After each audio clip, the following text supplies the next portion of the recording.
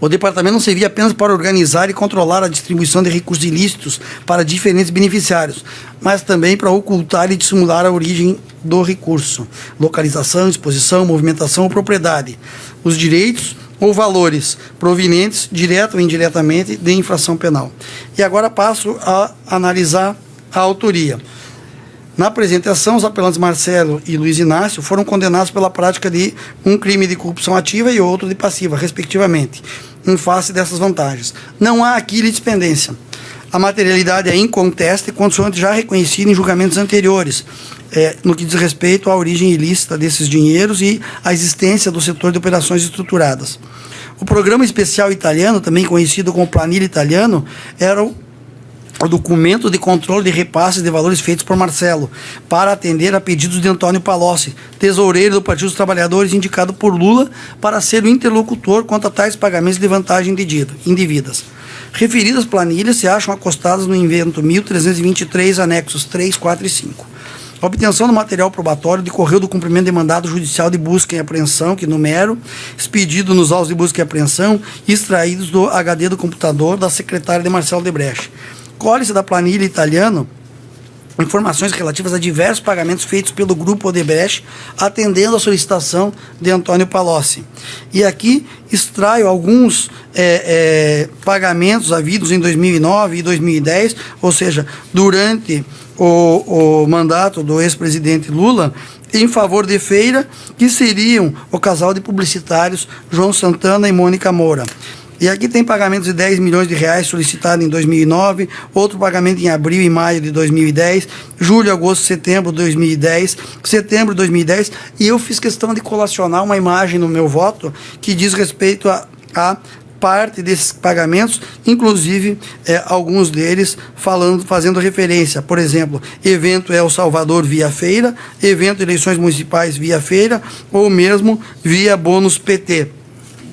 Que são alguns dos indicativos. Em outra pastagem, consta referência em dinheiro para o Partido dos Trabalhadores. E aqui tem outra imagem que eu colaciono: bônus GA igual a Lula, bônus E, dinheiro, cifrão, PT, coordenação, lista, cifrão, com PT. Os anexos 4 e 5 trazem informações sobre o programa especial italiano, respectivamente, de outubro de 2013 e março de 2014. A autoria em relação a Marcelo é inconteste, tratando-se de réu confesso.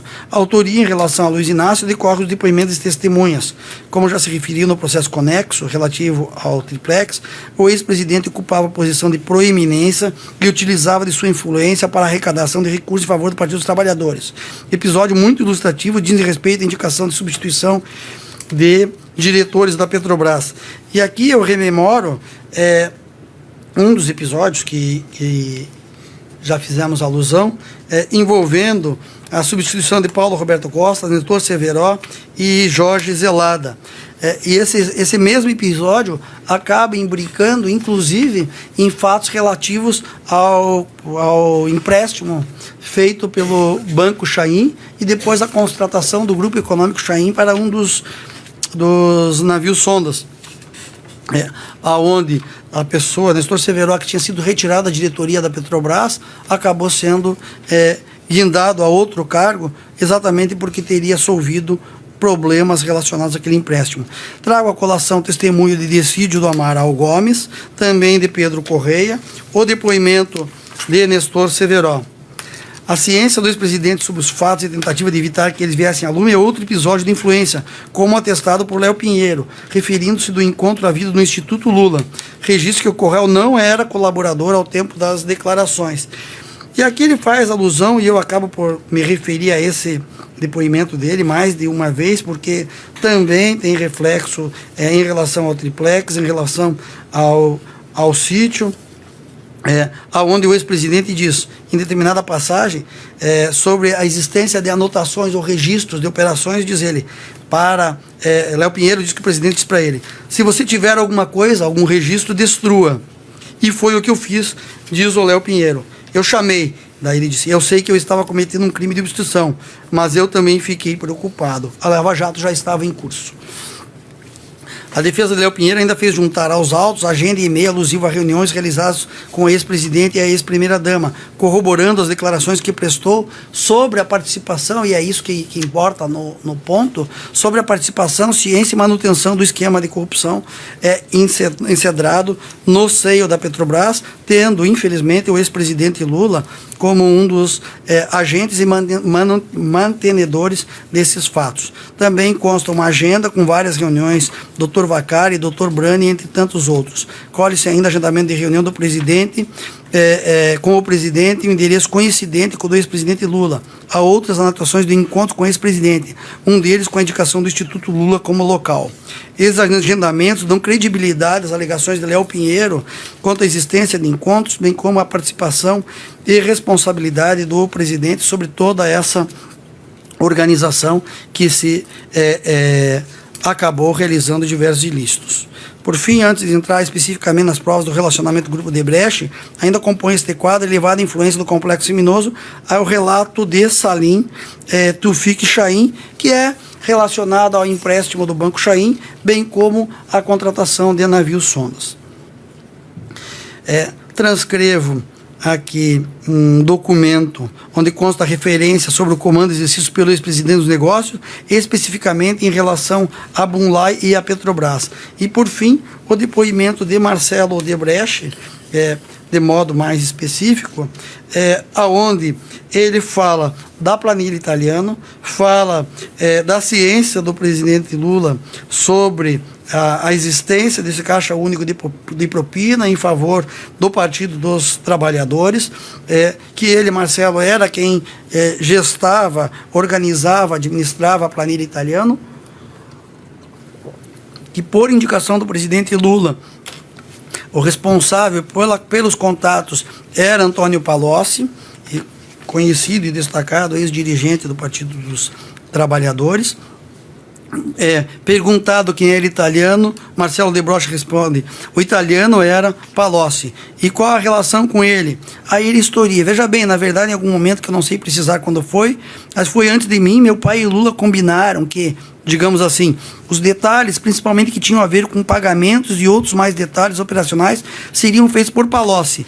E antes de mim, por Pedro Noves, que tinha sido diretor do Grupo Odebrecht. Então, esse modo de situação já vinha antes de eu assumir. Então, era Palocci e Pedro Noves, até 2008, e em 2009, quando eu assumi. Já na fase de transição com o Pedro e eu, comecei a assumir essa relação com o Palocci. Então, digamos assim, a partir do segundo semestre de 2008 e 2009. Em 2008, Palocci chegou para mim e disse: olha, Marcelo, eu queria a contribuição de vocês para a campanha para prefeito.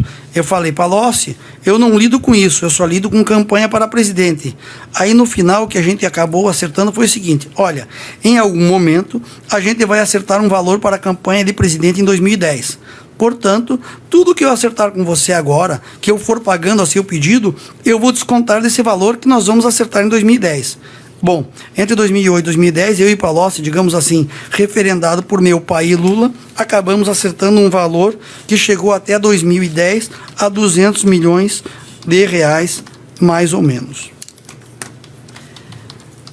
Em determinada passagem, um pouco adiante, em relação, mas em 2010, em relação a esses pagamentos, o Marcelo Odebrecht se refere a uma conversa que teve com o pai dele e disse: meu pai, é bom você avisar ao Lula que eu já acertei com o Palocci 200 milhões, sendo 100 milhões já pagos e 100 milhões a pagar. E além desses, teve mais 100 milhões que eu estimava que os meios executivos já acertaram com o PT. Palocci se refere, apesar de discordar desse termo, à história do pacto de sangue, que meu pai foi para Lula e falou dos tais 300 milhões aí do Palocci. Porque eu tenho certeza que ele falou, porque o Palocci voltou para mim e disse 300 milhões. E eu falei: espera aí, Palocci, teu pai não disse que eu acertei com você 300 milhões, eu acertei 200. E teve mais 100 dos executivos. Aí teve um e-mail que foi feito entre os e-mails que eu protocolei. E tudo isso está nos autos. Não são só palavras do Marcelo Odebrecht, mas são documentos, e-mails que vêm a corroborar. Essas palavras também são corroboradas pela testemunha Pedro Noves, que antecedeu o Marcelo na administração do Grupo Odebrecht. A referência ao encontro entre Emílio Odebrecht e Luiz Inácio Lula da Silva para tratar dos 200 milhões acha-se corroborada por anotação na agenda do colaborador, anexada nos autos, onde se observa MIT PR 200, inclui 100, não 300, ou 100 VAC. A informação resta confirmada por e-mail enviado por Marcelo Odebrecht para Branislav Kontik, assessor de Marcelo de Antônio Palocci. E aqui colaciono outra imagem, que é o e-mail do Marcelo para o Brani, onde diz: por favor, diga ao chefe que do valor que meu pai se referiu, 1/3 são referentes ao apoio direto às bases, que não passa por ele. Daí o valor de 50% maior citado por meu pai. Ainda mais contundentes são as palavras de Emílio, amigo do ex-presidente, quando confirma a negociação para pagamento de propinas. Só um trecho. Pronto, e ficamos acertados que eu ia agir com o meu pessoal, e ele ia agir para que negociasse uma ajuda na campanha plausível. Não fosse bastante, Emílio atestou a indicação de Antônio Palocci como intermediário, o codinome amigo é atribuído a Lula nas planilhas.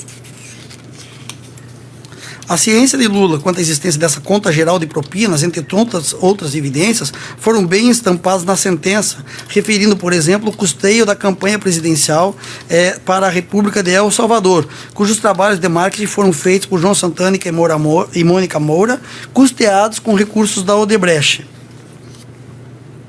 Transcrevo um trecho da sentença de primeiro grau, inclusive com as explicações que Marcelo Odebrecht deu sobre esse fato, e disse: quem pediu para fazer esse foi Palocci, quer dizer, veio através do Palocci a orientação para pagar a campanha lá de El Salvador, da presidência de El Salvador, uma questão geopolítica, digamos assim, do PT ou geopolítica do presidente. Então a gente apoiou lá o candidato, que o marqueteiro era João Santana, e apoiamos algumas campanhas municipais do PT, onde o marqueteiro era João Santana, isso em 2008 e também em 2012. A Mônica Moura confirma esses depoimentos, e também o João Santana igualmente confirma os pagamentos feitos tanto nas campanhas municipais quanto na campanha para a presidência da República em El Salvador. Esses pagamentos foram realizados por meio de contas de empresas offshore sediadas no exterior, com recursos disponibilizados pelo setor de operações estruturadas, das contas das offshores Innovation e Develop, Cleanfield. Foram efetuadas remessas no valor total de $10.209.691 no período de 19 de 7 de 2011 a 18 de 7 de 2012 para a conta da offshore Shelby Finances, em benefício de Mônica Moura e João Santana. Corrobora a tese acusatória ainda o e-mail de Marcelo para Luiz Antônio Mameli, contemporâneo aos fatos, indicando a ciência de Luiz Inácio quanto à existência da conta. Diz aqui o e-mail: quando mencionar ao amigo de BJ que o acerto do evento foi com o italiano / amigo de meu pai e não com o PT, importante não mencionar nada sobre minha conta corrente com o italiano, pois só ele e amigo do meu pai sabem. É desnecessário repetir aqui os longos depoimentos e todos os detalhes trazidos pela sentença, bastando algumas referências adicionais. E a sentença aqui compila em diversos itens aquilo que tentei trazer agora para os senhores. Por tudo isso, e mais do que com os autos foi anotado na sentença, há a prova documental e testemunhal a respeito da participação do Grupo Odebrecht, representado por seus principais dirigentes no esquema de corrupção para direcionamento e contratação da Petrobras e pagamento de propina a agentes públicos e políticos, e mais especificamente a dirigentes do Partido Trabalhadores, tendo o ex-presidente como mantenedor e fiador desse esquema. Mantenho assim a sentença no tocante à condenação de Luiz Inácio e Marcelo Odebrecht pela prática dos crimes de corrupção ativa e passiva. Aí que trato, a inexistência de concurso material nos diferentes crimes de corrupção face aos múltiplos contratos do mesmo grupo empresarial. Aqui o Ministério Público se insurge contra a sentença porque pretende ver condenado em cada um dos contratos. E à guisa do que fizemos no processo do Triplex, me parece que embora seja fiador, mantenedor de todo esse esquema, não tinha o ex-presidente responsabilidade em cada um dos contratos individualmente. O que ele tinha, sim, é uma posição preponderante de manutenção, o que não implica a reconhecimento da prática de crime em cada um dos contratos, mas implica em maior responsabilidade pela posição que ocupava dentro de toda essa estrutura.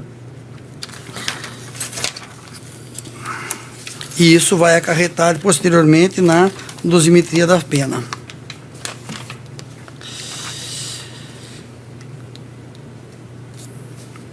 Da inadequação ao crime de tráfico de influência. É um pedido da defesa para que, alternativamente, fosse desclassificado para o crime de tráfico de influência. Eu estou rechaçando essa alegação, tendo em vista que as provas são veementes, que não houve apenas solicitação de vantagem, promessa, a pretexto de influir em ato praticado por funcionário público. Não, o que havia mesmo era uma posição de mando para a prática de esses crimes. Trato agora da lavagem de dinheiro em concomitância com a corrupção passiva. Isso nós já tivemos oportunidade de decidir, inclusive na sessão da última quinta-feira, desembargador Leandro, desembargador Thompson, tivemos uma sustentação oral em outro processo, mas também da Operação Lava Jato, onde o advogado dizia que não havia dois crimes, corrupção e lavagem, mas sim que a lavagem era decorrência ou forma de pagamento da própria corrupção. E na oportunidade, falei para o advogado e a sessão acabou por confirmar esse ponto por unanimidade, que o que se realizava era pegar o dinheiro sujo e já entregar de forma branqueada, o que caracteriza o crime de lavagem de dinheiro. Isso que eu procuro trazer no meu voto e, inclusive, desembargador Leandro, colacionando trecho no voto de revisão que Vossa Excelência proferiu no processos 502, 31, 62, 14, 2015, 404, 7.000 nesta turma. Portanto, na hipótese da denúncia, imputa aos réus 3 conjuntos de lavagem realizado por meio da reforma por Bunlai, pela Odebrecht e pela OS. E é disso que nós vamos tratar agora, verificada a existência da lavagem de ativos e entrega de capitais desde a época da operação da Odebrecht e agora mais especificamente em relação ao sítio. Saindo um pouco do meu roteiro, nós temos três reformas no sítio de ordem cronológica. A primeira delas imputadas a José Carlos Bunlai, a segunda delas imputadas ao pagamento ao Grupo Odebrecht e a terceira delas imputadas à OAS.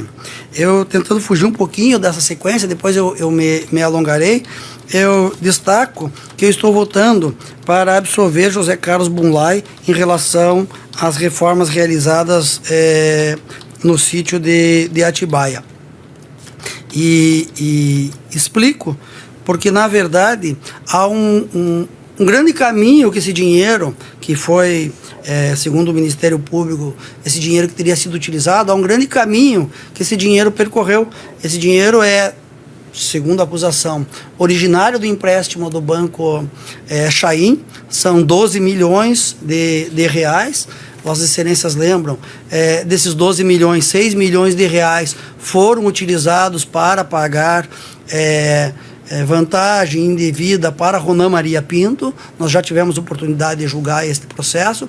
Os outros 6 milhões de reais, parte foi utilizado para quitar dívidas de campanha do Partido de Trabalhadores no município de Campinas, aonde o candidato a vice-presidente era afiliado ao PT, se eu não estiver enganado, o candidato a prefeito, quer dizer, não era presidente, o candidato a prefeito era do PDT, se eu não me falhar a memória, e outra parte desse dinheiro foi utilizada para diversas finalidades, desses 6 milhões remanescentes.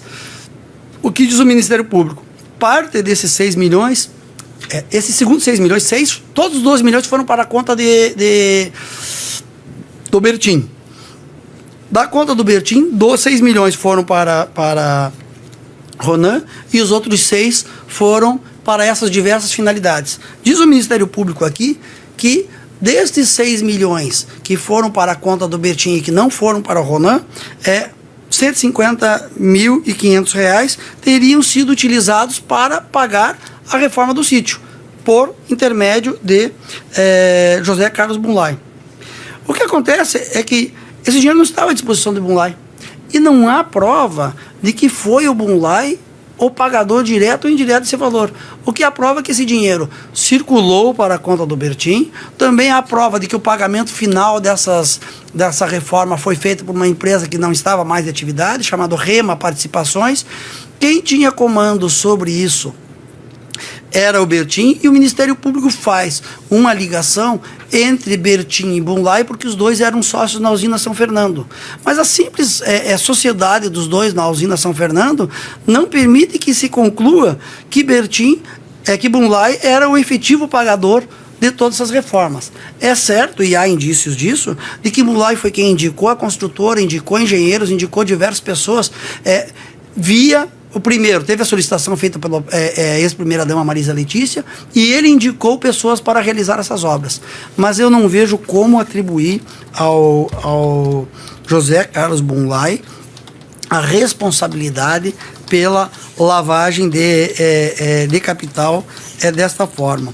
Motivo pelo qual, pedindo vênias do modo simplificado que estou votando, me parece que é imperativo, neste caso, à luz daquilo que fiz referência de prova acima de dúvida razoável, a absolvição de José Carlos da precisar se ausentar.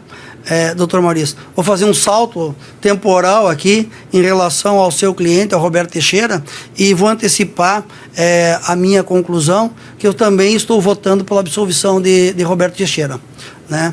E eu faço por alguns dos fundamentos que Vossa Excelência acabou por realizar hoje na sustentação oral. O Roberto Teixeira é um advogado, e é o que consta da imputação específica, teria, segundo a denúncia, ele participado, orientado a formalizar um contrato para que a obra fosse averbada junto ao registro de imóveis. O senhor fez referência ao alvará, a obra já estava construída, a data desse fato, alvará de fato já não tinha, mas o que transparece dos autos, e estou me focando exclusivamente neste excerto que é objeto da imputação, né?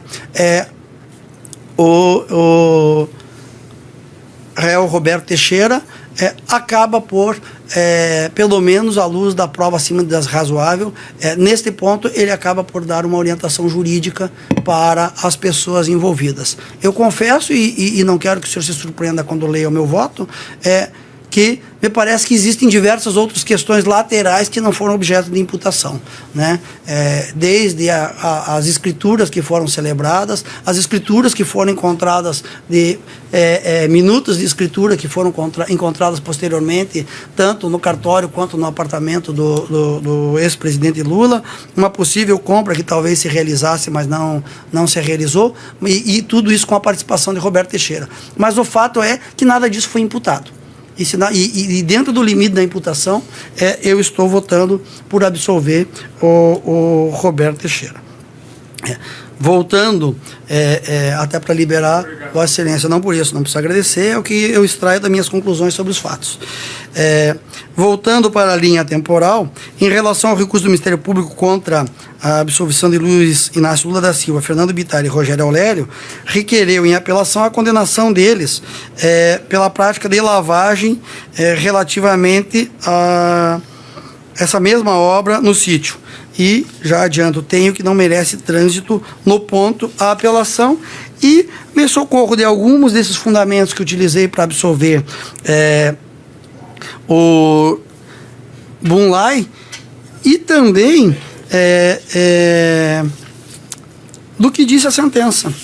E transcrevo alguns depoimentos, e aqui, como a sentença, entendo que não há prova acima da razoável que autorize decreto condenatório de lavagem de dinheiro desta fração, que são os 150.500 que o Bunlai ou Bertin teriam utilizados para custear essas obras. Até me chamou a atenção, porque não entendi por que o Bertin não fez parte, pelo menos, de investigações e da denúncia? Porque se o Ministério Público tinha a pretensão de condenar as pessoas, a responsabilidade por isso, no mínimo o Bertin tinha que ser chamado para dar conta da participação dele, bem ou mal. Os 6 milhões foram para aquela conta do frigorífico Bertin, e depois ele teve participação, pelo menos indiciária, de que alguma atuação teve nesse contexto. Dessa forma, rejeita o recurso ministerial. Postula o Ministério Público ainda a condenação do ex-presidente pela prática de corrupção, pelo recebimento de vantagem de vida materializada pela reforma no sítio. Daquilo que acima restou exposto, conclui de inexistir prova da ciência de Lula acerca da origem ilícita dos recursos utilizados na primeira parte da reforma do sítio, e tampouco sempre quem era o responsável pelo pagamento desta ou a que título era feito. O conjunto probatório indica a realização de reformas, a pedido de Marisa, custeadas pelo Grupo Bertin, por intermédio da empresa Rema, e, eventualmente, e segundo a acusação e a versão de Reinaldo Bertin, isso teria ocorrido a pedido de Bunlai. É inegável que foram realizadas obras no sítio, bem como que Lula se beneficiou. Todavia, não verifico a existência de provas de que isso seria vantagem de vida em razão do cargo, ainda que se possa falar em vantagem sem causa aparente. As provas não apontam a ciência do ex-presidente. Por isso, não merece prosperar o pedido. Agora sim, passo às reformas realizadas pelo Grupo Odebrecht no sítio.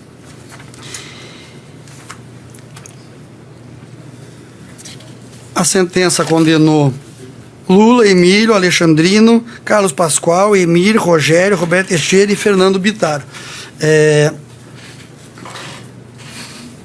pela prática de crime de corrupção e de lavagem de dinheiro em relação ao montante de R$700 mil. A sentença absolveu Fernando Bittar e Rogério Aurélio da imputação da ausência de provas a embasar o juízo condenatório. Lula, Emílio, Alexandrino, Carlos Pascoal, Emílio e Roberto foram condenados por lavagem, envolvendo ocultação e dissimulação. Apelam o Ministério Público, Luiz Inácio Lula da Silva, Carlos Pascoal, Emílio e Roberto Teixeira quanto ao ponto. Pois bem, já fiz referência ao Roberto Teixeira, passo em relação aos demais. Como já referido, o sítio de Atibaia é composto de 2 áreas contíguas, registradas em nome de Fernando Bittar e de Jonas Suassuna. Sobre a propriedade, remeto àquelas considerações que já fiz, reiterando que a propriedade do sítio, ser ou não do ex-presidente, é irrelevante para a adequação típica. O início das reformas, ao final de 2010, decorreu de pedido de Marisa Letícia e foram realizados pela construtora Fernandes dos Anjos, indicadas por Bunlai e custeadas pelo Grupo Bertin. A obra tinha como finalidade a adequação da propriedade para armazenamento do acervo do ex-presidente.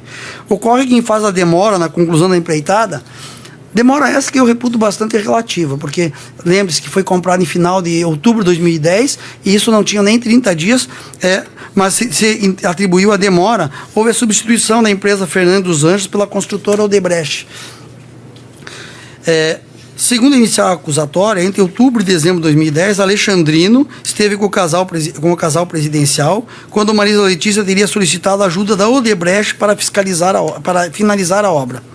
A reforma completa consistiria a construção de um anexo à sede com 4 suítes, correção de vazamento de uma piscina, construção de uma sauna, campo de futebol de grama, uma guarita, realização de acabamentos na sede, construção de uma adega, quarto de empregada, conclusão de uma casa para acomodação dos seguranças.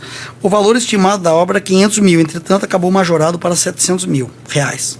A empresa utilizou serviços próprios, coordenados sucessivamente pelos correios, de acordo com o grau de hierarquia dentro da empresa. Emílio autorizou a obra, Alexandrino solicitou a Pascoal que a realizasse. Por sua vez, Pascoal chamou Emir, que designou a execução material ao engenheiro Frederico. Ainda foi contratada a construtora Rodrigues do Prado, subempreitando os serviços para Carlos Prado Rodrigues. Ao fim, para a regularização da obra, Roberto Teixeira teria providenciado os contratos fictos para ocultar os reais beneficiários. Da materialidade. A materialidade do custeio das obras do sítio de Atibaia pela Odebrecht está suficientemente demonstrada, além de reconhecida pelos próprios dirigentes da empresa. Alexandrina Alencar e Emílio, em seus interrogatórios, afirmaram terem atendido pedidos de Marisa Letícia para concluir com urgência a reforma iniciada por Moonlight. Alexandrina esclareceu como cedeu o pedido para a realização da conclusão da obra e afirmou que o orçamento, inicialmente 500 mil, contou com a aprovação de Emílio. Emílio, por sua vez, confirmou sua concordância com a realização e custeio. Há nos autos notas fiscais relativas à prestação de serviços para essa obra, em nome de Fernando Birtar. Também foi juntada a nota fiscal do serviço da mudança do acervo do presidente para o endereço do sítio.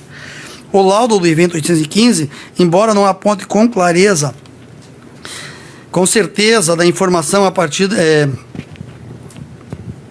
O laudo de evento 815, embora não aponte certeza da informação a partir das planilhas, anota a existência de despesas relacionadas à rubrica Aqua Apollo. Segundo os peritos, e aqui transcrevo o que disseram os peritos nesse laudo, uma única referência. Portanto, conforme exposto na subseção 3.2.2, esse caixa único da Odebrecht tem como fonte diversas obras, tanto no Brasil quanto no exterior, inclusive da Petrobras, consoante os exemplos apresentados nas subseções acima referidas pelo parecer. E até por isso, esse é um ponto interessante, porque se conecta com a questão de perícia na contabilidade ou nos elementos para verificar o caminho do dinheiro lá dentro da Odebrecht. Na verdade, o dinheiro é fungível, que havia dinheiro chegando de diversas fontes, e o perito anota isso, e dentre as diversas fontes havia, inclusive, e não apenas, os contratos da Petrobras. Malgrado as informações extraídas no sistema Drauzio e MyWebDay não sejam absolutamente conclusivas, as declarações de Emílio Costas preenchem a lacuna informativa. O responsável por operacionalizar o setor, Hilberto Mascarenhas, esclareceu ser a conta Aqua Apollo a fonte de custeio da obra e decifrou os significados dos documentos acostados ao evento 184, anexo 5. E aqui este documento é o mesmo que acabei de fazer referência quando trazia o resumo dos fatos, que são os 4 pagamentos dentro do sistema direto para a obra. Um de 16 de 12 de 2010, no valor de 380 mil, outro de 23 de 12 de 2010, no valor de 120 mil, outro no valor de 27 de 12 de 2010, no valor de 197.300 ou 900, e o último de 30 de 12 de 2010, de mais R$ 2.100, totalizando os 700 mil reais. E o Hilberto Mascarenhas, ouvido, perguntado pelo Ministério Público, esclareceu exatamente quem eram as pessoas responsáveis, inclusive a responsabilidade, ele indicando que seria CAP, a sigla de Armando Pascoal. E perguntado se era ele a pessoa que detinha, era o líder empresarial, respondeu Hilberto, não, ele era o diretor superintendente, ele não era um líder empresarial, ele fazia requisição, solicitava a aprovação do líder, e esse era o sistema que funcionava dentro da Odebrecht. Havia uma descentralização, mas sempre tinha que se reportar o que eles chamam de líder empresarial. Então ele fazia dele que solicitava a aprovação do líder dele, que era um líder empresarial. Se aqui é referente a São Paulo, o líder dele era Benedito Júnior, que aprovava, e aí ele podia solicitar. E nesse caso ele fez a solicitação, aparentemente sim. O Ministério Público pergunta, aqui no campo codinome direto para a obra, significa que esses recursos foram disponibilizados no projeto Aqua Apollo, é isso? Daí respondeu Hilberto, exatamente, a fonte de custeio é o Aqua Apollo projeto. Marcelo Odebrecht confirmou a existência de um débito genérico na planilha italiana no tocante a 15 milhões relativo a diversos acertos feitos entre Luiz Inácio e Emílio Odebrecht. E aí o Marcelo vai explicar que combinou com o Palocci e disse, olha, eu vou, isso está um depoimento dele, eu vou lançar na planilha 15 milhões de débito, porque o meu pai e o ex-presidente Lula ficam fazendo acertos entre eles que não passa pela gente. Então eu vou lançar um débito de 15 milhões que nós vamos compensando, para compensar esses acertos particulares. E parte desse valor, que era objeto da compensação, foi utilizado para custear essa reforma do sítio. E mais que isso, o Marcelo Odebrecht, na época dos fatos, comprova a negociação relativa a esses 15 milhões. E aqui tem um e-mail do Marcelo para o Hilberto, com cópia para o Benedito, dizendo 15M, que aprovei com Itália para cobrir os pedidos do amigo do meu pai, abre parênteses, sem que ele saiba que usamos o crédito, fecha parênteses, o que inclui palestras, jatos, etc. 8 milhões para compensar parte dos custos da geração DLM, agora com EB. Seria bom mostrar a planilha BJ, que deve ser Benedito Júnior, e depois me dar uma revisada. Isso ele fala para o Hilberto. Emílio também admitiu que autorizou o pagamento da reforma, que seriam 500 mil reais, mas concluída no valor de 700 mil reais. Transcrevo. É incontroversa a realização das reformas, bem como o fato de que elas foram executadas em benefício de Lula e de sua família. Para além das provas e fundamentos já apontados acima, sirvo de mais um resumo da sentença, que acaba por sintetizar isso que acabei de referir. Tenho por incontroverso a existência das reformas e custeadas pelo Odebrecht. Autoria e dolo. Passo a examinar a autoria e dolo de Emílio, Alexandrino, Carlos Pascoal e Luiz Inácio. No que tange a autoria, é tranquila a prova de que Emílio e Lula sabiam que o grupo Odebrecht estava realizando obras no sítio. Em seu interrogatório, Alexandrino afirmou que Marisa lhe disse que a reforma do sítio seria uma surpresa. Se inicialmente poderia ser uma surpresa, como sustentado, o fato é que, antes mesmo da conclusão, Emílio, segundo depois, noticiou ao ex-presidente sobre o estágio da reforma, afirmando que sua entrega ocorreria cerca de 15 dias depois do término do mandato. Isso é em 15 de janeiro. Então, em dezembro, no final de dezembro, Emílio se reúne com o ex-presidente Lula e comunica que todas as reformas no sítio estariam concluídas no dia 15. E não só apenas o tempo era relativamente um recorde, como havia preocupação com a conclusão da reforma da piscina. E a juíza pergunta para o Emílio: na reunião do dia 30, o senhor lembra de ter falado sobre a reforma do sítio com o presidente? Diz Emílio: falei. Depois da determinada reunião, já em pé, indo, Alexandrino tinha me pedido que a dona Marisa pediu para ter sigilo sobre o assunto, que queria fazer uma surpresa logo que terminasse o mandato.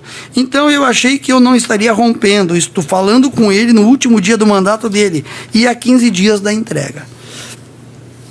Marcelo Odebrecht confirma essa informação, embora não tenha participado das tratativas iniciais, inclusive se opondo quando soube, confirmou ter autorizado a atribuição das despesas do programa especial italiano, como também disse que o ex-presidente Lula tinha ciência da reforma e das circunstâncias. E transcrevo aqui as declarações de Marcelo Odebrecht. Noutra passagem, indicativo da ciência por parte de todos os envolvidos, no caso Emílio, Marcelo e o ex-presidente, há um e-mail enviado por Marcelo para a secretária de seu pai, definindo a pauta de assuntos serem tratados na reunião que ocorreu no final do mandato do ex-presidente. E aqui tem, mais uma vez, uma imagem de Marcelo para a secretária do pai dele, do Emílio. Imprimir e entregar para o meu pai, preferencialmente antes dele embarcar para Brasília.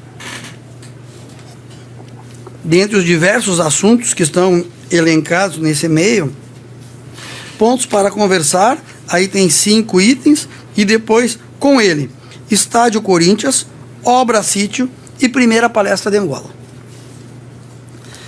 Se permanecesse dúvida quanto à ciência do apelante Luiz Inácio a respeito das reformas serem feitas em seu benefício, restariam dissipadas pelos documentos encontrados em seu apartamento em São Bernardo por ocasião do cumprimento de mandado de busca e apreensão, contendo notas fiscais de compra de materiais para a obra.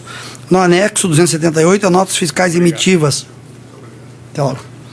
em nome de Rogério Aurélio Pimentel, de uma capa de piscina. No anexo 277, há quase uma centena de documentos, dentre pedidos de notas fiscais relativas a despesas feitas em nome de Ignis, da empresa Depósito de Dias Materiais de Construção. Essa é aquela empresa inicial contratada pelo Bunai, ou pelo Ignis. No anexo 279, despesa de vidraçaria igualmente em nome daquele engenheiro, cuja participação não durou 30 dias. Mas a própria Odebrecht continuou usando a conta no material de construções e pagando que tinha sido aberta em nome desse engenheiro. Relembre-se que Ignis era o responsável pela obra ao tempo de sua realização, pedido de Bunlai, e por opção da empresa Odebrecht, a loja Dias de Materiais de Construção continuou a ser fornecedora, conforme esclarecido pelo engenheiro Frederico Horta Barbosa. Por fim, no anexo 280, e transcrevo, obviamente, o trecho. Consta a despesa em madeireira, cuja nota fiscal está no nome de Paulo Kantovitz. Ouvido em juízo, Paulo explicou a origem do documento.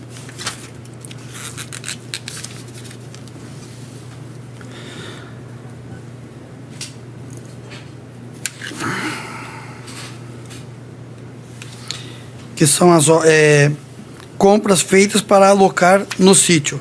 E aqui tem. E porque a nota fiscal foi em seu nome, não da empresa, senhor Paulo? E ele esclarece. Na ocasião que fez a solicitação, foi o Emir.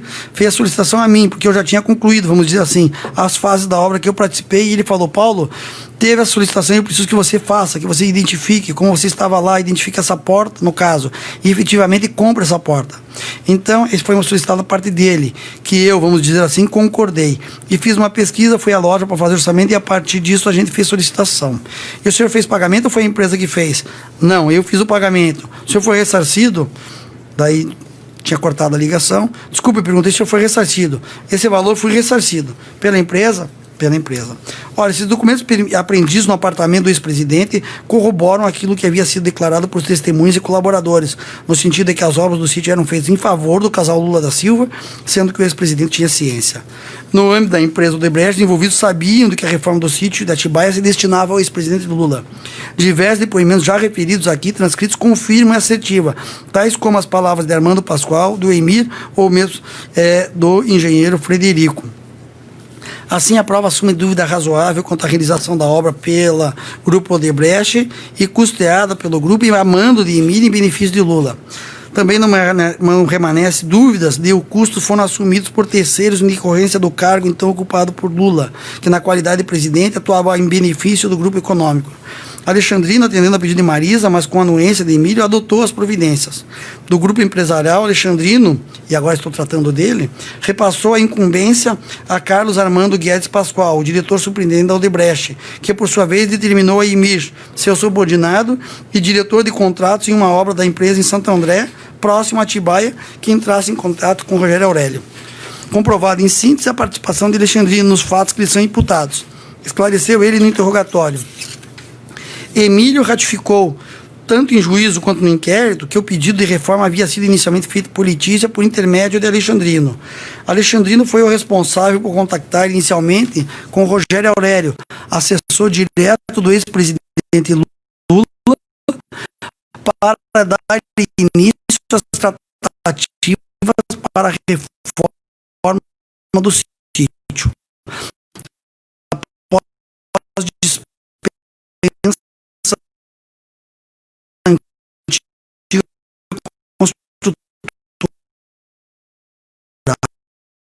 Fernando dos Anjos, ocasionado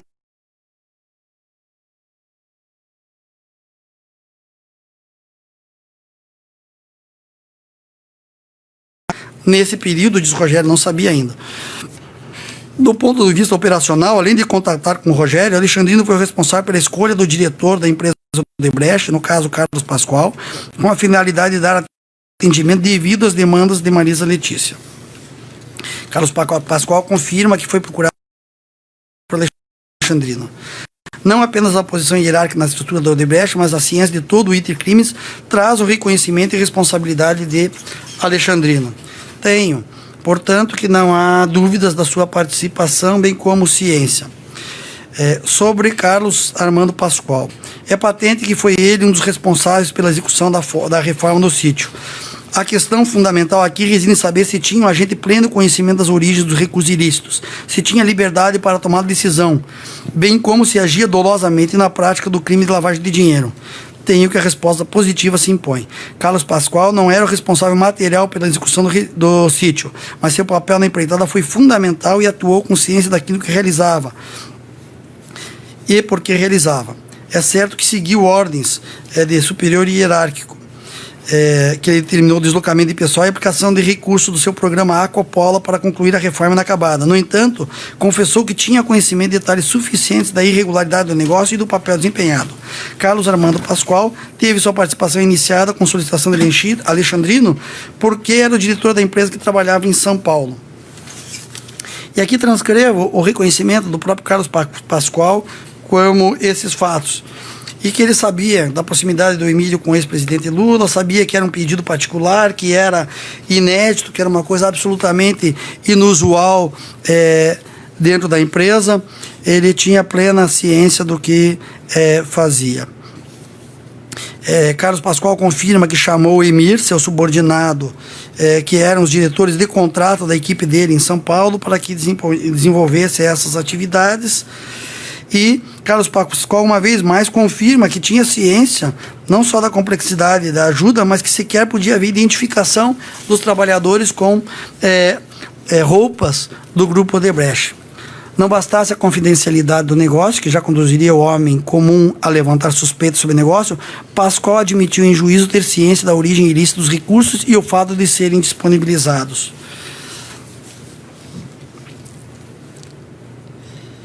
Sobre o grau de liberdade de Pascoal, disse Huberto na condição de testemunha, que ele era o superintendente e que ele poderia, neste caso, atender ou não a solicitação. E o grau de hierarquia dele, da empresa, como líder, tinha capacidade de não praticar. E nesse ponto, Carlos Pascoal confesso. Assim, eu estou entendendo por manter a condenação de Carlos Pascoal. Diversa é a posição do Emir. Embora fosse engenheiro do Odebrecht, não tinha a mesma liberdade de atuação que o seu diretor, que o seu superior hierárquico, Carlos Armando Pascoal. Emir era engenheiro responsável pela equipe de execução das reformas, atendendo à determinação de Armando Pascoal. E aqui vou dar mais um salto, dizendo que estou absolvendo o Emir, porque não há prova, acima de dúvida razoável, que soubesse de todo esse contexto. Da autoria e dolo de Rogério Aurélio Pimentel e de Fernando Bittar. O Ministério Público postula a reforma da sentença no tocante à absolvição de Rogério Aurélio e Fernando Bittar. No tocante à absolvição de Rogério Aurélio Pimentel, tem que a sentença não merece reforma. Embora se trate de imputações diferentes, não vejo como concluir de modo diverso daquilo que considerei sobre a obra custeada por Bunlai. E aqui discorro toda a imputação em relação a Rogério Aurélio. Quanto a Fernando Bittar, todavia, tenho que assistir razão à acusação. A atuação de Fernando Bittar em relação aos fatos objetos desse processo deve ser visualizadas à luz de todo o contexto probatório. Como já relatado anteriormente, verifico que sua atuação inicia-se com a aquisição de uma parte do sítio, juntamente com Jonas.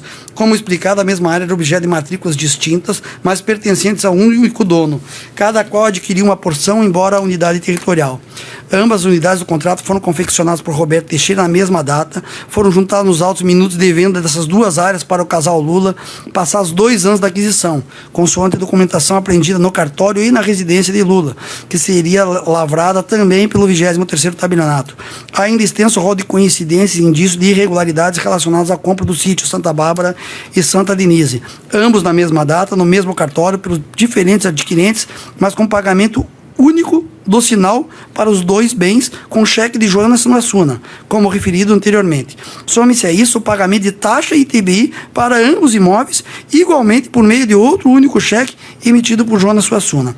Como constou, menos de um mês após a aquisição formal do sítio por Fernando Bittar, o imóvel já era objeto de reformas realizadas a partir de pedido de Bunlai, com a emissão de nota fiscal em nome do engenheiro Ignes, responsável pela obra.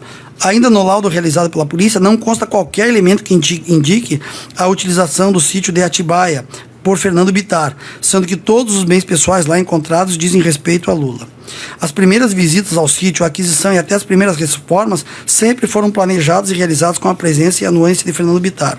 O Correio Rogério Aurélio confirmou que esteve junto com Bittar na propriedade antes do início das reformas. Veja, estou tratando disso aqui de 1 mês da aquisição do sítio. Em seu interrogatório, Fernando Bittar confirmou que esteve no sítio apresentando para Paulo Gordilho, embora tenha negado ciência da reforma da cozinha. Há notas fiscais relativas aos serviços em nome de Fernando Bittar no curso da obra e para períodos subsequentes. Ainda constam notas emitidas pela construtora Rodrigues do Prado em favor de Fernando Bittar, também obra realizada pela OS. Sobre o ponto, reporto meu item 2.2.2.4 acima, no qual se examina a prova da autoria de Fernando Bittar em relação, abaixo, em relação à OS, cuja repetição e transcrição, e eu vou falar adiante, se faz dispensável. Todos os elementos bem demonstram a ciência inequívoca de Fernando quanto à realização das obras do sítio em favor de Lula. Por isso, pouco importa a questão da titularidade formal e o material do imóvel, porque as obras foram feitas em benefício de Luiz Inácio, tendo Fernando Bittar pleno conhecimento que não custearia, mesmo com as notas fiscais emitidas em seu nome, como forma de ocultar o verdadeiro beneficiário e pagadores. A multiplicidade de serviços e notas fiscais emitidas em seu nome por diferentes fornecedores, diferentes pagantes, constitui prova inequívoca de que Fernando Bittar contribuía para a ocultação dos reais beneficiários. Especificamente em relação à parte da obra realizada por Odebrecht, constata-se que, para regularizada, aprofundando a ocultação e dissimulação da origem da propriedade, foi consultado o advogado Roberto Teixeira, que propôs a celebração do tal contrato ficto com a construtora Rodrigues Prado e Fernando Bittar, abrangendo a totalidade das obras. Malgrado não tenha sido apreendido o contrato, há nos autos recibos relativos à compra de materiais pagos em dinheiro pela Odebrecht em nome de Fernando Bittar. Também, em 30 de maio de 2011, a construtora Rodrigues Prado emitiu nota em nome de Fernando Bittar, no valor de 83 mil, colaciona a imagem. A fim de não passar em óbice, anota que a ausência de contrato não enfraquece o restante do acervo, até porque, pela dicção do artigo 107 do Código Civil, a validade da declaração de vontade não dependerá de forma especial, senão quando a lei exigir expressamente. Significa dizer que, exceto nos casos que a lei exigir obrigatoriedade, a relação jurídica se comprova por qualquer outro meio, e neste caso era dispensável o contrato de prestação de serviço com a construtora. No caso, para além das provas, também as provas orais conferem certeza quanto ao negócio, e faço referência às provas orais relacionadas a Fernando, ao que disse Fernando Bittar e também Bunlai. Do conjunto probatório, destaques da atuação de Fernando desde a aquisição do sítio, com envolvimento das diversas etapas, bem como na possível tentativa de transferência formal da propriedade para o casal Lula. A semelhança e o modo como ocorreram as obras realizadas pelas empresas OS e Odebrecht, não é possível que se adote aqui solução díspare daquela que se adota em relação ao OS, que falarei mais adiante, mas foi objeto de condenação pela sentença. Concluo apenas ser crível a alegação de Fernando Bittar quanto a acreditar que a reforma pedida por Bunlai e pelas construtoras fosse um mesmo negócio ou uma continuidade definitiva do mesmo negócio. Por isso, entendo que não deve ser condenado por os dois delitos, mas apenas por um deles. Dessa forma, comprovada a autoria e o dolo de Fernando Bittar quanto à lavagem realizada por meio de reformas pagas pelo Odebrecht, imperiosa a sua condenação. E agora passo a tratar do Fernando Teixeira, como eu fiz referência, mas em relação ao Fernando Teixeira, há uma questão que, mais uma vez, reforça a minha compreensão também em relação ao Fernando Bittar. E digo isso até porque, não me lembro se disse no início da tarde de hoje, senhor presidente, mas o voto não deve ser lido em tiras, mas como um todo. Embora eu procure ser didático e estabelecendo divisões, o fato é que os fatos são bastante imbricados e acabo por trazer, às vezes, provas que envolvem mais de um réu, quando estou tratando da autoria de outro. Mas tem um fato que é extremamente interessante, que diz respeito as minutas de vendas desse sítio, que foram encontradas tanto no tabelionato quanto na casa do ex-presidente Lula.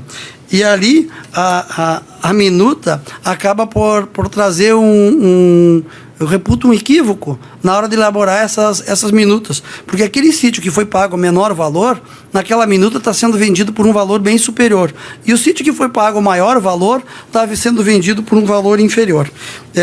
E esta venda era feita pelo próprio Fernando Bittar, e o Roberto Teixeira participava na elaboração dessas minutas. Só deixa eu ver se eu acho aqui esses valores que estão apontados, exatamente essas diferenças, o que, ao meu juízo, traz maior certeza e convicção no que diz respeito aos pagamentos e a participação do Fernando Bittar em todo esse espectro de negócios.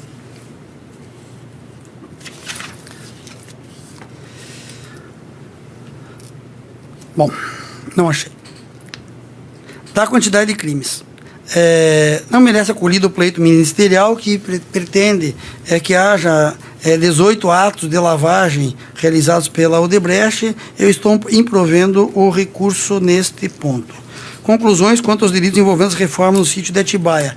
E aqui faço uma conclusão, que estou provendo o recurso do Ministério Público para condenar o Fernando Bittar, e também estou mantendo a condenação de Emílio, Alexandrino, Carlos Pascoal e Luiz Inácio pelo recebimento de vantagens pela lavagem, e pelo recebimento de vantagem de indevida responde Luiz Inácio por um crime de corrupção, este em concurso formal com a lavagem.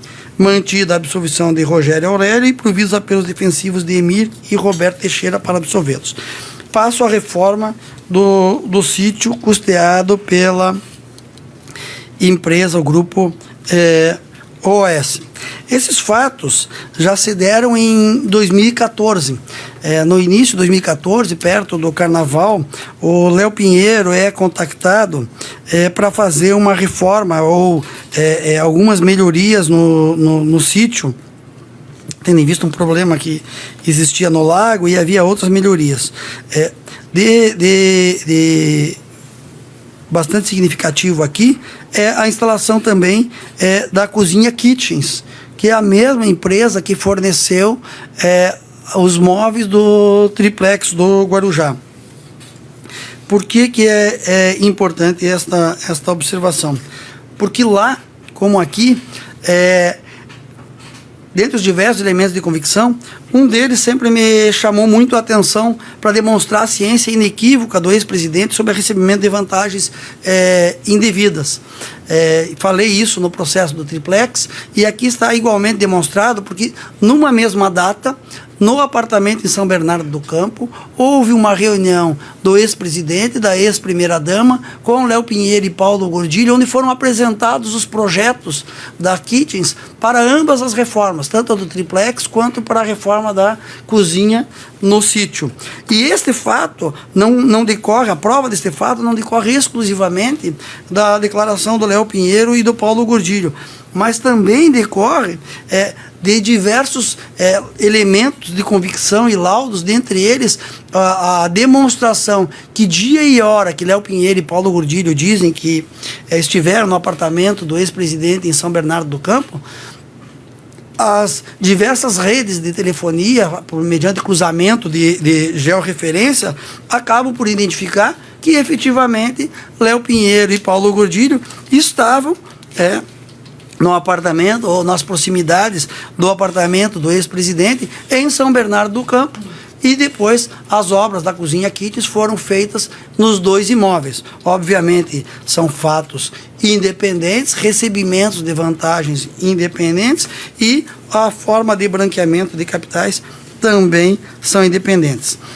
Em relação à cozinha, começa-se com um projeto inicial que a Lilian, esposa do Fernando Bittar, teria apresentado uma certa reforma para a cozinha, e a ex-primeira-dama disse que não gostou daquela indicação inicial e decidiu que a cozinha deveria ser feita de outro modo, através de um outro projeto arquitetônico, que é este projeto de decoração ou arquitetônico que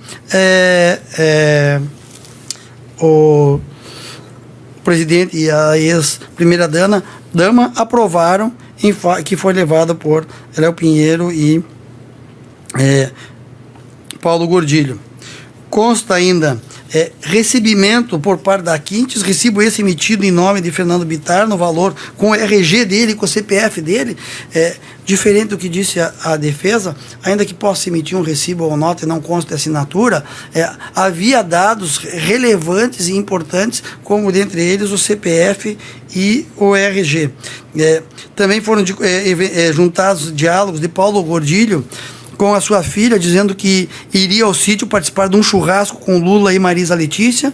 É fato esse confirmado não apenas pelos diálogos que foram interceptados, mas o que confere consistência e veracidade nas declarações de Paulo Gordilho, mas também por foto de Paulo Gordilho e Léo Pinheiro lá no sítio de Atibaia, juntamente com o ex-presidente Lula. elenco aqui, em relação à materialidade, os seguintes itens. Depoimento de Léo Pinheiro, indicando que projetou e realizou as reformas às expensas da OS, bem como pagou o mobiliário da Kitens. Depoimento de Paulo Gordilho, ratificando que foi o responsável pelo projeto e sua execução. Recibo relativo à contratação e ao pagamento de despesas junto à Kitens em nome de Fernando Bittar. Mensagem de WhatsApp do Paulo Gordilho noticiando os fatos a seus filhos, a Isnai e também ao outro filho. Cópia de mensagem de SMS trocada entre Léo Pinheiro e Paulo Gordilho sobre o andamento das reformas, inclusive referência ao triplex do Guarujá, objeto do outro feito, análise do material apreendido com Fernando Bittar, dentre eles um notebook e um disco rígido contendo mensagens e e-mails relacionados aos pedidos feitos pela OS em Aquitens para instalação no apartamento do Guarujá e no sítio de Atibaia, trocados com Paulo Gordilho em fevereiro e março de 2014. Declaração de Rodrigo Garcia, funcionário da Kitens, responsável pela negociação com Paulo Gordilho da compra da cozinha, confirmando a aprovação do projeto e o pagamento da OS, ainda que em nome de Fernando Bittar. Troca de e-mails diversos dos envolvidos na negociação da reforma, inclusive o filho do ex-presidente Sandro Lula da Silva, consoante documentação constar aos autos. A agenda do Instituto Lula, confirmando reuniões de Léo Pinheiro e Luiz Inácio. E o Léo Pinheiro, em diversas mensagens, diz que se reunia com o ex-presidente no Instituto Lula. Na agenda se confirmam isso que consta das declarações de Léo Pinheiro. Narrativa da depoente Lilian, confirmando que a reforma foi feita em atenção a pedido de Maria Letícia e sua execução ficou a cargo da Kitens.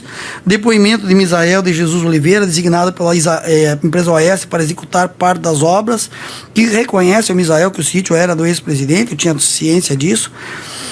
Confirma que fez a reforma da cozinha e do lago a mando de seu gerente. Ainda noticia que recebia ordens diretamente de Marisa Letícia, bem como do ex-presidente, mas por intermédio do caseiro do Maradona.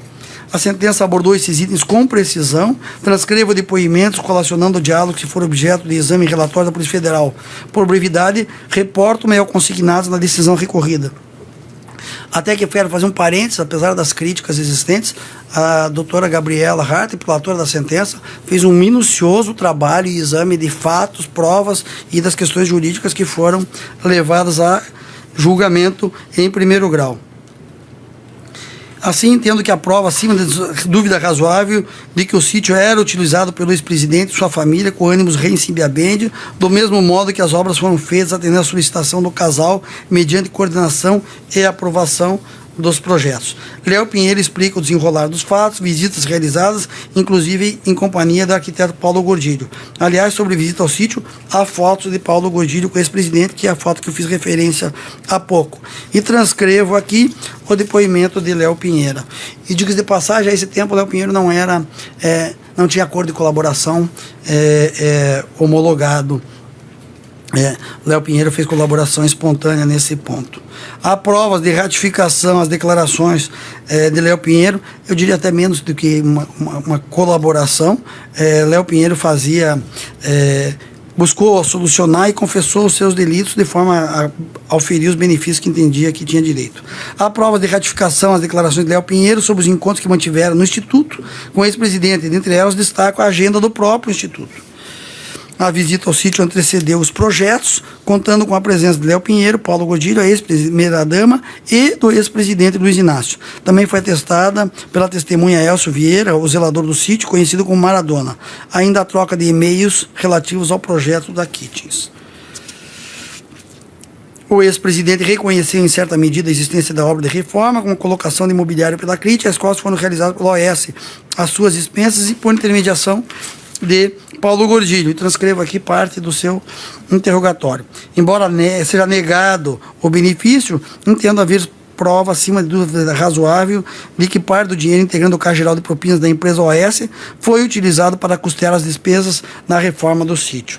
Em relação ao Paulo Gordilho, me parece que a situação dele aqui é muito semelhante àquela situação jurídica dele em relação ao processo do triplex.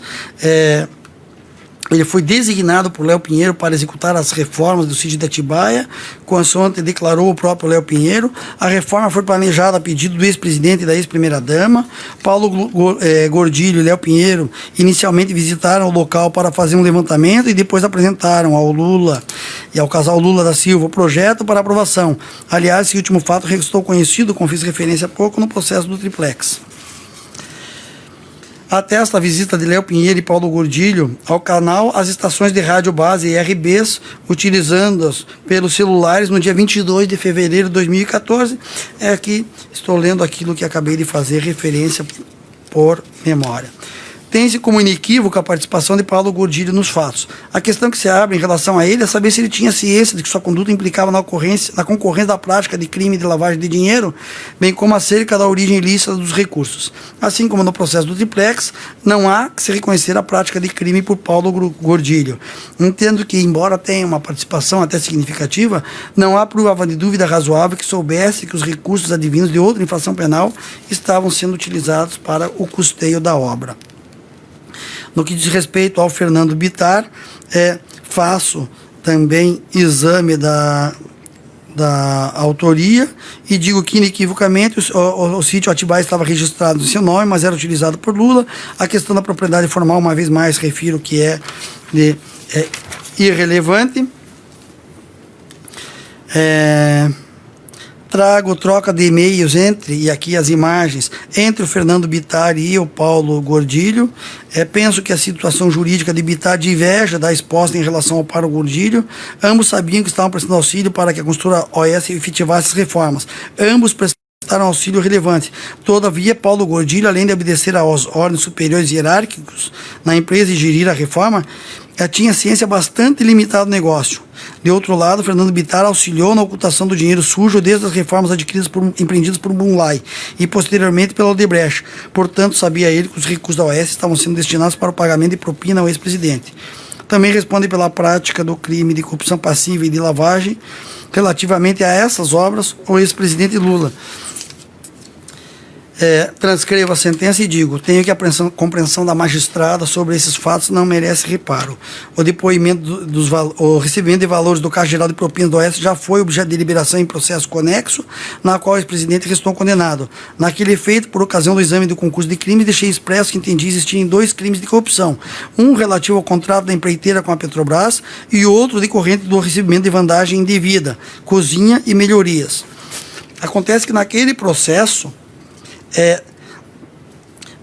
ficou fixado como crime único relativamente à corrupção, relativamente aos diversos contratos da OAS e aos pagamentos destinados ao Partido Trabalhador e o pagamento das obras do sítio dos Solares. Naquela oportunidade, ressalvei minha compreensão quanto ao concurso de crimes, destacando que somente não considerava a existência de 2 crimes de corrupção em concurso material em face dos limites da sentença e da inaptidão do recurso do Ministério Público para modificá-la no ponto. No presente caso, agora do sítio, tratando-se de fato independente e objeto de imputação específica, de modo que a matéria acha integralmente devolvida para a apreciação dessa Corte, não estando o tribunal vinculado ao resultado do processo anterior. Aliás, em diversos outros processos, tem-se entendido que cada pagamento de propina originários de contratos específicos de corrupção permite a caracterização de crime autônomo. Pois bem, não há dúvida que os valores aportados pela OAS para a reforma e aquisição da cozinha tinham origem na conta geral de propina da construtora e consistiam em vantagem devida caracterizadora da corrupção. Assim, deve ser mantida a condenação pelo crime de corrupção em razão do recebimento de R$170 mil em vantagens devidas. Sobre o crime de corrupção, a prova acima de dúvida razoável de que a OAS despendeu valores para instalar a cozinha e também a reforma do lago. E aqui passo a fazer referências a provas específicas, várias delas já mencionadas anteriormente por mim. Sustenta-se que a lavagem de dinheiro seria mero exaurimento, já tratei deste ponto, dizendo que se tratam de crimes autônomos e que não se trata de exaurimento. Embora seja singela a técnica utilizada para a lavagem de dinheiro mediante a compra de bens e prestação de serviços com recursos ilícitos que estavam depositados em nome da empresa, tenho que houve dissimulação e ocultação do real beneficiário das reformas, porque foram feitos a pedido e sob orientação do casal Lula da Silva, com encobrimento da verdade, caracterizando o acto de lavagem. E no caso são crimes antecedentes não apenas à própria corrupção, mas também às fraudes e licitações que deram origem ao Caixa Geral de Propina. Assim, nada a reparar às conclusões da sentença. Sobre a quantidade de crimes, busca o Ministério Público a reforma da sentença para que sejam 3 crimes de lavagem. Eu afasto a pretensão do Ministério Público, assim como fizemos anteriormente, tenho que são apenas um crime de lavagem de dinheiro. Conclusões quanto aos delitos envolvendo a reforma do sítio de Atibaia. As conclusões são essas que extraí, passo a dosimetria das penas.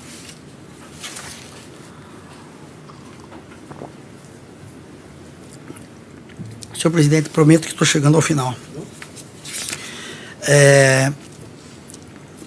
Como fiz asseverar neste e em vários outros processos, dosimetria da pena está umbilicalmente ligada a um juízo de culpabilidade, a um grau de culpabilidade, conforme dizem Zaffaroni e Pierangeli, e os diversos vetoriais do artigo 59 do Código Penal, ao final e ao cabo, são desdobramentos daquilo que representa a culpabilidade do agente. Eu procurei, neste processo, manter certa coerência, como eu procuro fazer em todos os outros, com as penas que tenho fixadas para cada um dos réus, de acordo com a responsabilidade e a culpabilidade deles. Examino a dosimetria da pena, examino os diversos argumentos da defesa e da acusação para a majoração e para a diminuição das penas fixadas. E aqui também, como fiz referência no processo do Triplex, infelizmente a responsabilidade do ex-presidente Lula é bastante elevada, ocupava o grau de máximo dirigente da nação brasileira. O que havia era a expectativa de que se comportasse em conformidade com o direito, mais do que se comportasse em conformidade com o direito, que coibisse ilicitudes, e ao revés disso, o que se verifica nestes casos é uma participação e uma responsabilização pela prática dos diversos atos de corrupção. Trato, em primeiro lugar, da propina, da corrupção passiva em prol do Partido dos Trabalhadores, dou provimento ao recurso do Ministério Público, tenho que a culpabilidade é bastante elevada, elevo a pena base, assim como fiz no outro processo, para 7 anos de reclusão. Mais uma vez, faço destaque que nenhum julgador tem alegria em promover penas em grau alto, mas a responsabilidade é bastante elevada, e neste caso, mais uma vez refiro, eu estou apenas fixando a pena no grau médio, não estou exacerbando, sendo que os limites que a legislação autoriza ao magistrado fixar a pena variam de 2 anos a 2 meses. E, malgrado se trata de um ex-presidente da República com elevada culpabilidade, estou fixando em 7 anos. Entendo-se inviável a aplicação da agravante do 61.2b pretendida pelo parquê. Mantenho a compensação entre agravante do artigo 62.1 com atenuante do artigo 65.1 do mesmo Código Penal, tendo em vista a idade do réu. Mantenho a pena, portanto, na segunda fase em 7 anos. Na terceira fase, o magistrado entendeu pela ausência de causa de aumento. Entendo que o recurso do Ministério Público deve ser provido quanto ao ponto, devendo incidir a causa especial de aumento da pena diante da prática de crime com infração de dever funcional. Como devidamente fundamentado alhures, o réu dava suporte ao esquema de corrupção com a indicação e nomeação de agentes públicos, e que era o seu dever evitar a ocorrência de ilícitos. Aplico o 317, parágrafo 1º do Código Penal, majorando a pena para 9 anos, 4 meses de reclusão. A fim de guardar proporcionalidade com a pena corporal, fixo a multa em 266 dias multa, mantido o valor unitário de 2 salários mínimos. Do delito de corrupção passiva, propinas recebentes relativos ao sítio. Não antes, senhor presidente, fazer referência no que diz respeito tanto à culpabilidade e o dever que incumbia ao ex-presidente, faço referência a recente julgado do Supremo Tribunal Federal, em voto da lavra do ministro Edson Fachin, por ocasião do julgamento dos ex-deputados Gedel e Nelson Meyer, onde diz Sua Excelência: o juízo da condenação sobre a conduta é particularmente intenso, e se tratavam de parlamentares e não de ex-presidente. A transgressão da lei por quem é depositário da confiança popular enseja juízo de condenação muito mais intenso, que é isso que eu estou aplicando no caso concreto. Passo ao exame o crime de corrupção em relação à propina paga pela Odebrecht em relação ao sítio de Atibaia, os 700 mil reais. Fixo, neste caso, a pena em 3 anos de de reclusão, até porque os montantes envolvidos já não são os montantes milionários dos contratos destinados ao Partido dos Trabalhadores. Aplico uma redução de pena decorrente do artigo 65.1 do Código Penal, fixa em 2 anos e 6 meses de reclusão. Na terceira fase, o magistrado entendeu pela ausência das causas de aumento e diminuição, entendo que o recurso do Ministério Público deve ser provido em força da infração de dever funcional, a pena fica em 3 anos e 4 meses de reclusão. A fim de guardar proporcionalidade com a pena de multa, majoro da pena corporal com a multa para 56 dias multa. Do delito de lavagem de capitais, reforma realizada pela Odebrecht. Eu estou mantendo integralmente a sentença no ponto. No que diz respeito ao delito de corrupção passiva, propinas pelo recebimento de 170 mil da OS. Eu estou, pelas mesmas razões que anteriormente, fixando em 3 anos de reclusão, e aqui é só corrupção passiva. 5, aplico a causa de atenuante, fixa em 2 anos e 6 meses. Na terceira fase, dou provimento ao recurso do Ministério Público, aplico o disposto no artigo 317, parágrafo 1º, e a pena fica em 3 anos e 4 meses, e também os mesmos 56 dias multa. A lavagem de capitais relativos à reforma do sítio pela OS, eu estou mantendo a sentença. Por força dos diversos concursos, o grupo 1, o grupo 2 e 3 de fatos, ou seja, corrupção e lavagem relativos à Odebrecht, aplica-se concurso formal. O grupo 4 e 5 de fatos relativos ao concurso, à corrupção e lavagem do grupo OS, também concurso formal. E todos esses delitos, mais a corrupção relacionada ao Partido dos Trabalhadores, todos eles em concurso material, motivo pelo qual a pena final queda-se em 17 anos, 1 mês e 10 dias de reclusão, a ser cumprida inicialmente em regime fechado, mais 422 dias multa, a razão unitária de 2 salários mínimos. Bem como apontado pelo juiz Acó, a progressão do regime está a depender da reparação do dano. Também mantém a interdição de direitos para exercício de cargo ou função pública. Passo a plena de Marcelo Odebrecht, vou poupá-los da leitura, também é ausente recursos da defesa nesse ponto. Mantenho o que fixado na sentença e, como é sabido, ele é colaborador, acabar por cumprir a pena conforme um acordo homologado pelo Supremo Tribunal Federal. Em relação ao Emílio Odebrecht, também acabo por afirmar que ele vai cumprir a pena conforme acordo de colaboração firmado com o Ministério Público e homologado pelo Supremo Tribunal Federal. Discorro sobre a pena do Alexandrino. Como não há advogados sustentando por essas pessoas, eu também estou me permitindo, desembargador Leandro e desembargador Thompson, poupar todos da leitura. Passo a pena de Carlos Amando Guedes Pascoal, a de José Aldemário e, por fim, fixar a pena de Fernando Bittar. Em vista do provimento do recurso que dei ao Ministério Público e analisando os respectivos recursos, digo, do crime de lavagem de dinheiro, reforma realizada pela OS. Na primeira fase, a sentença considerou neutra todas as vetoriais, fixando a pena base em 3 anos de reclusão. O Ministério Público requer seja negativado também outras vetoriais. Não estou provendo o recurso. Na segunda fase, entendo inviável a aplicação da agravante pretendida pelo parquê. Ausente, agravante e atenuante, a pena provisória resta idêntica à base em 3 anos. O Ministério Público pede a aplicação do artigo 1º, parágrafo 4º da Lei 9.613, sem razão. Mantenho a pena nos 3 anos, mais a multa em 10 dias multa, o valor de 1 salário mínimo. Em relação à lavagem de capitais da Odebrecht, a pena é idêntica à anterior, fixando em concurso material ambas as penas, 6 anos de reclusão a ser cumprido em regime inicial semiaberto, 20 dias multa, razão unitária de 1 salário mínimo cada dia multa. Eu pulei a pena do José Aldemário, mas o doutor Daniel está presente e tenho que fazer referência que há algumas retificações na pena. a juíza de primeiro grau, em algumas passagens na sentença, acabou fazendo referência a determinado patamar de elevação ou de redução e aplicando outro ao final e ao cabo da pena.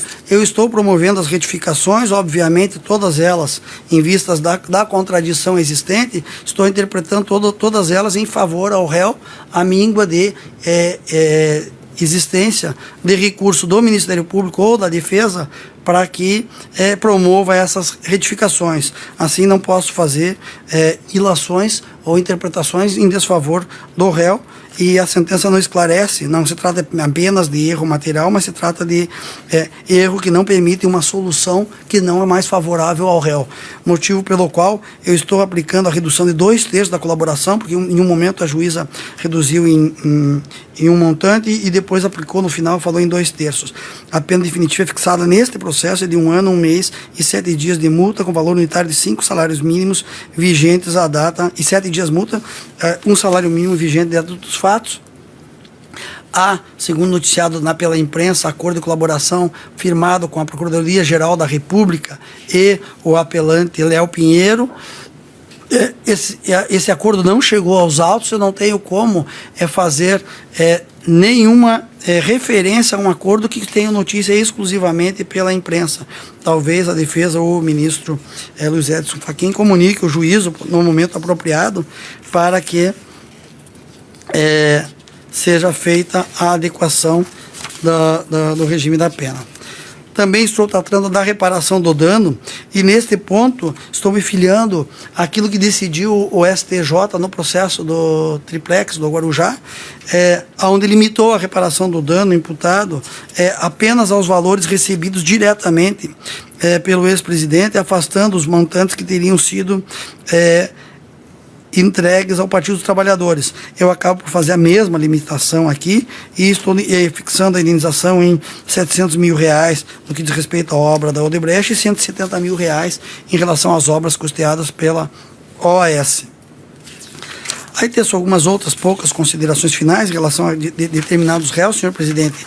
E agora sim, concluindo o meu voto, eu dou o provimento às apelações de José Carlos Costa Bunlai, Emílio Diniz Costa Júnior, Roberto Teixeira e Paulo Godilho. Nego o provimento ao apelo de Emílio Odebrecht, Carlos Armando Guedes Pascoal e Fernando Bittar. Dou o parcial provimento ao apelo de Luiz Inácio Lula da Silva, José Aldemário e do Ministério Público, e afasto de ofício a condenação de Fernando Bittar à reparação de dano. É como eu voto, senhor presidente.